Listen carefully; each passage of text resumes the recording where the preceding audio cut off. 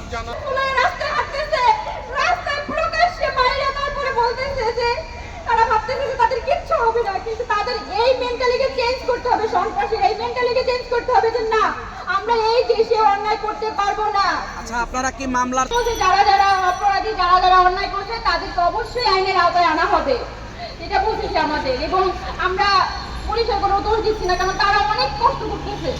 11টা আসামি ধরছে তারা, কিন্তু আমাদের অনুরোধটা আমাদের জানাতে যে সারাদেশে যেটাকে অতি দ্রুত গ্রেফতার করা হোক এবং যে 4 জন আসামি তাদেরকে এখানে যুক্ত করা হোক। আপনারা পুলিশ এখন সেটা তাদের ব্যাপার, সেটা তাদের ব্যাপার, আমি এখানে হস্তক্ষেপ করতে চাচ্ছি না। একটু ওনার সন্তান কিংবা না, আমাদের যে আমার বাবাকে যারা মারছে, মেন যা হতাম সারা হোসেন টিটু, তাকে এখনো ধরা হচ্ছে না। তার মানে তো আমরা সুরক্ষিত না।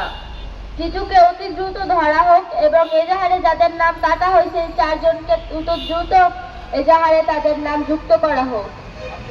বলবেন বাবা যাওয়ার সময় বলছে যে আমি একটু আসতেছি, আমার একটু কাজ আছে, সেটা বলে আমার বাবা লাস্ট আমাদের সাথে কথা বলে চলে গেছে। আপনাদের বাসা